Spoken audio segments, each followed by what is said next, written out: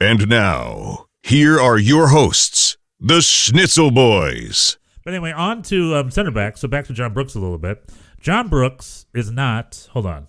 I'm a little sloppy with the drops. I think it's time to just discuss a little bit of.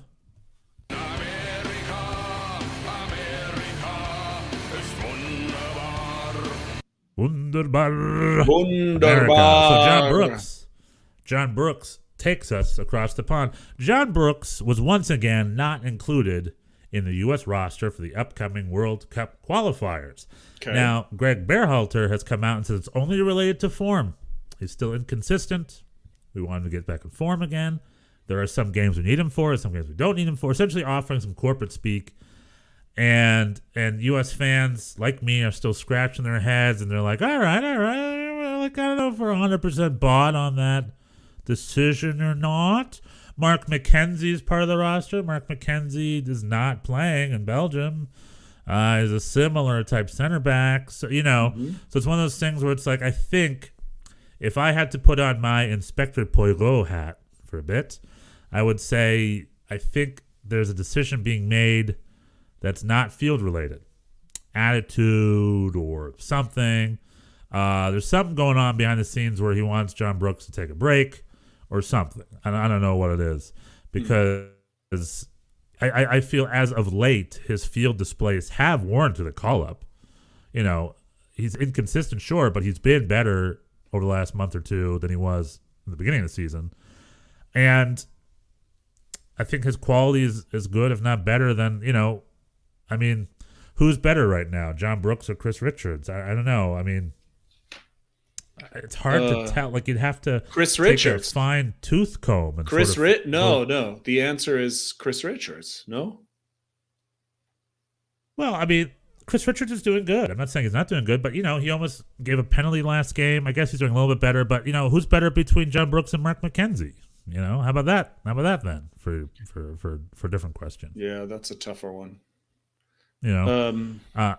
I'm all about Walker Zimmerman. He has been in good form. But the other thing is, like, with guys like, Brooks Lennon's on the squad, Walker Zimmerman, Miles Robinson, they haven't played since November.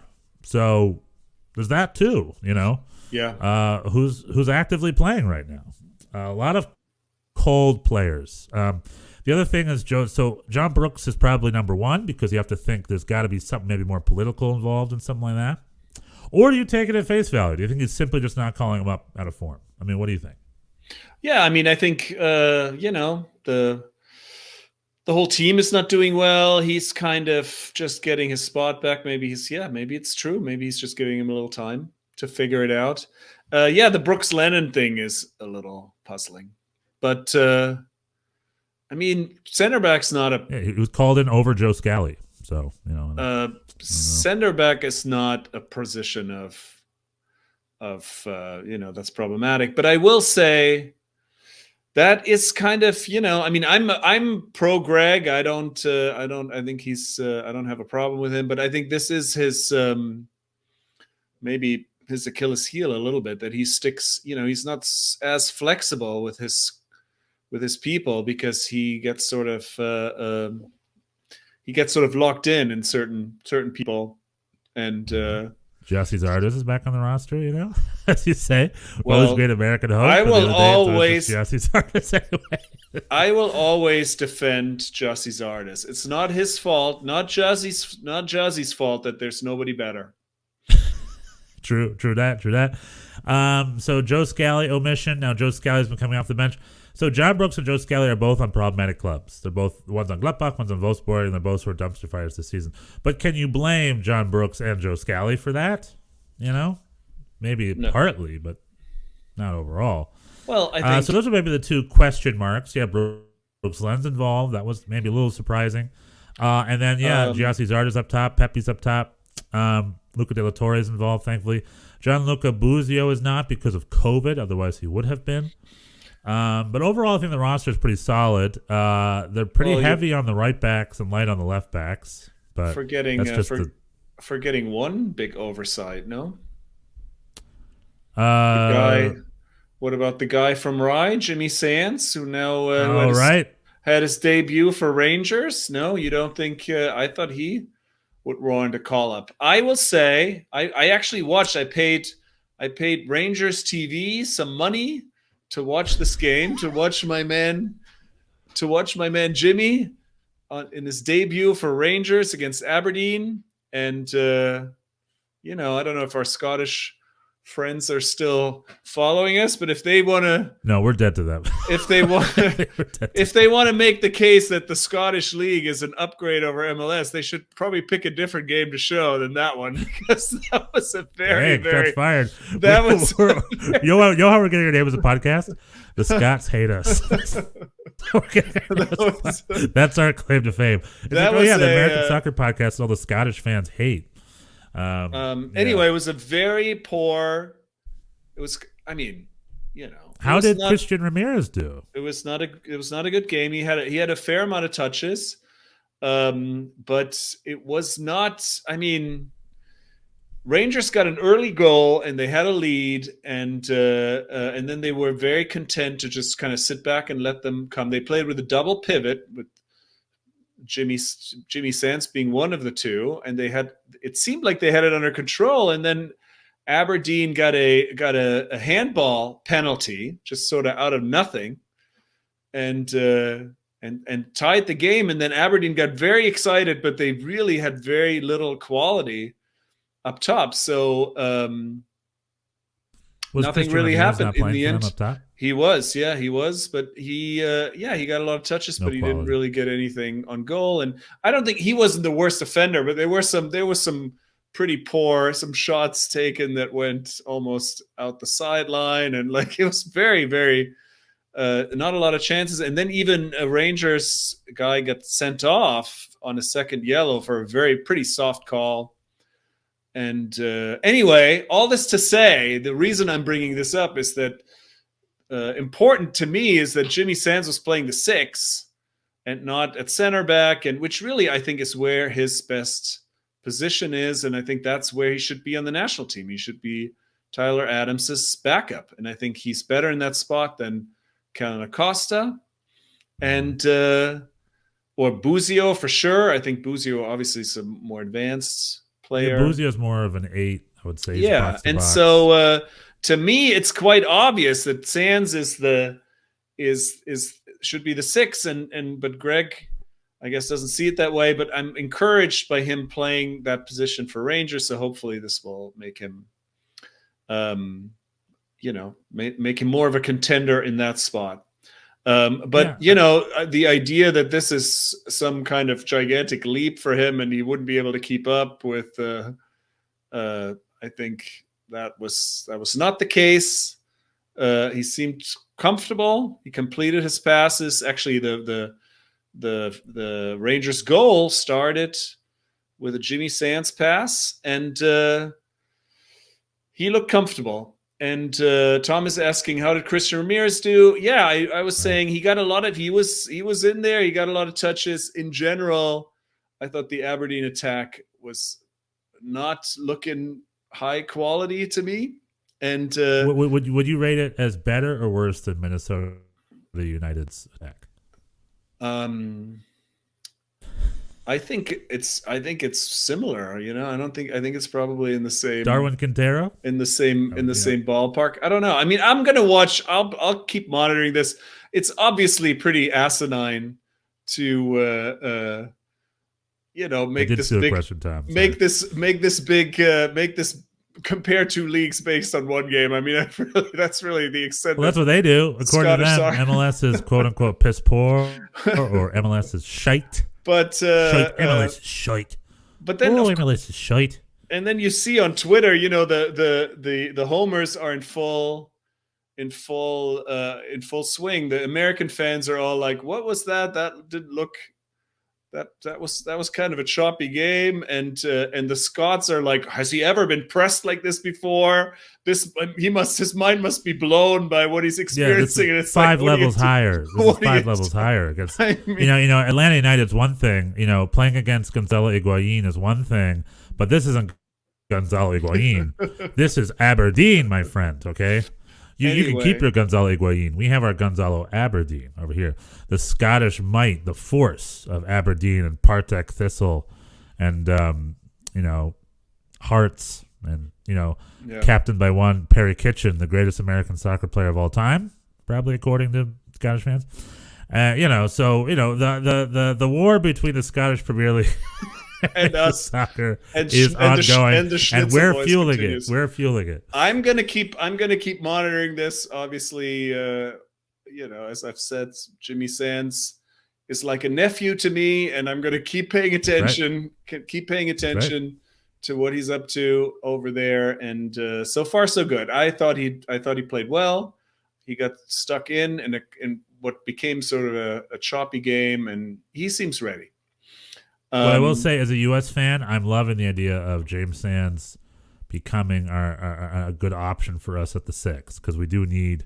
Tyler Adams is amazing, but when Tyler Adams is a very key figure. Like, he's probably the most important player on the field for the U.S. national team. Yeah, I think so. But when he's injured, like, he can't play 100% of the time, so we need more options of cover. Colin Acosta has done well over the summer, but against Panama is real poopy poop. Real poopy poop. But I think so I'd love some more options. And Buzio is not a 6; he's more of an 8. McKennie, same thing, more of an 8. I would say McKennie and Buzio are kind of in that crew. Luca De La Torre is more of a 10, and as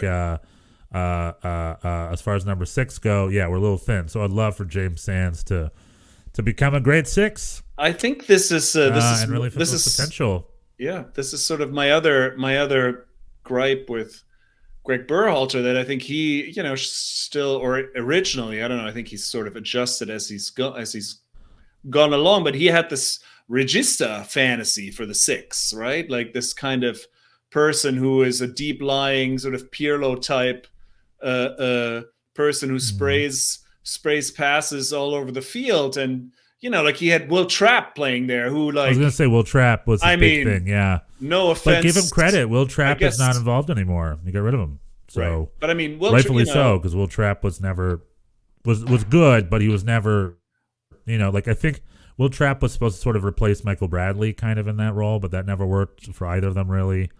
And I'm glad that Greg just got rid of that. I think on the international level at that position, the number one thing is you just have to defend. You have to be able to defend your position.